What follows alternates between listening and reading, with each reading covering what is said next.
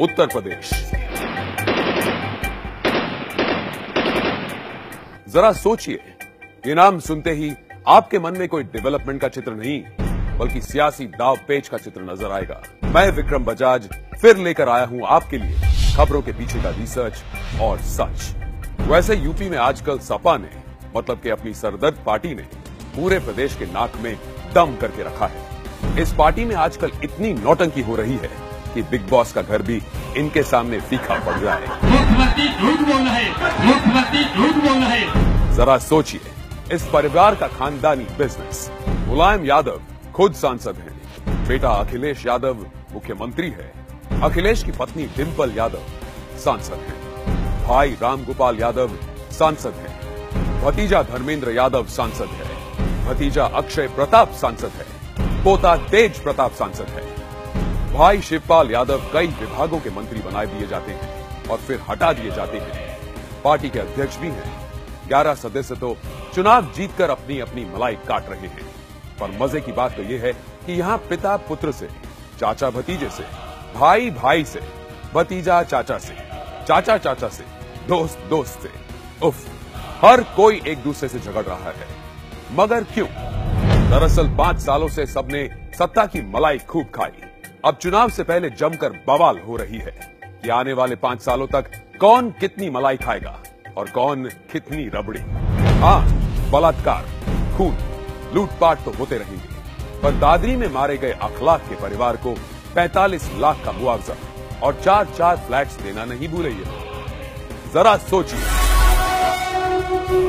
क्या उत्तर प्रदेश कोई नारियल है जिसमें मलाई निकालकर ये भाई भतीजे खाएं और बाद में उसे कहीं कूड़े में डाल दें? अरे हाँ, आजकल यूपी में इंटरनेशनल फ्लाइट्स तो काफी उतर रही हैं। अब तक यूपी के डेवलपमेंट के लिए तो कभी विदेश से एक्सपर्ट्स को नहीं बुलाया गया, पर अखिलेश जी का पब्लिसिटी कैंपेन करने के लिए अमेरिका से टीम आ रही है और 5000 करोड़ की पीआर कैंपेन्स किए जा रहे हैं खुद की पब्लिसिटी के लिए।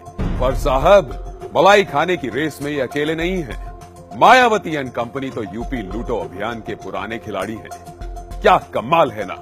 नेता बनने से पहले मायावती के पास चंद हजार रुपए भी नहीं थे और आज उनके पास 111 करोड़ की मिल्कियत है। अरे, दलित का विकास गया साइड में, पर मायावती के सलाहकार सतीश मिश्रा की संपत्ति 9 करोड़ से 166 करोड़ हो गई है। महिला के नाम पर वोट तो मांग लेते हैं, पर दयाशंकर की बेटी पर अभद्र टिप्पणी करने के मुद्दे पर मैडम चुप्पी साध देती है।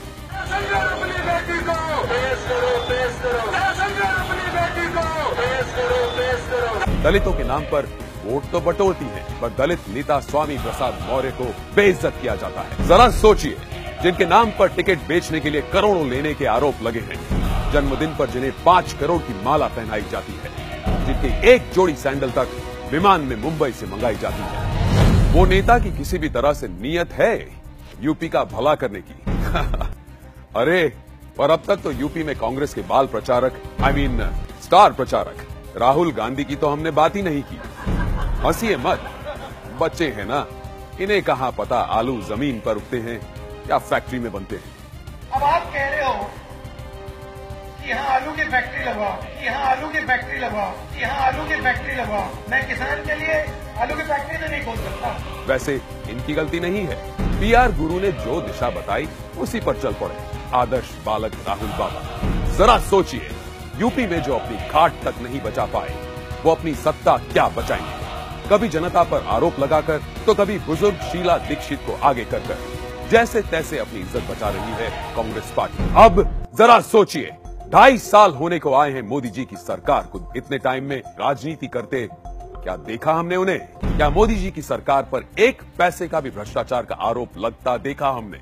कभी मोदी जी को भाई भतीजावाद करते देखा हमने? मोदी जी ने पिछले 2.5 साल में छोटे से छोटे इंसान की भलाई के लिए योजनाएं लागू की हैं, चाहे वो जन धन योजना हो, प्रधानमंत्री उज्ज्वला योजना हो, मुद्रा योजना, स्टैंड अप इंडिया, ग्रामीण विद्युतीकरण योजना या उजाला योजना क्यों ना हो। तो अब आप जरा सोचिए, यूपी को क्या चाहिए? गुंडागर्दी या विकास?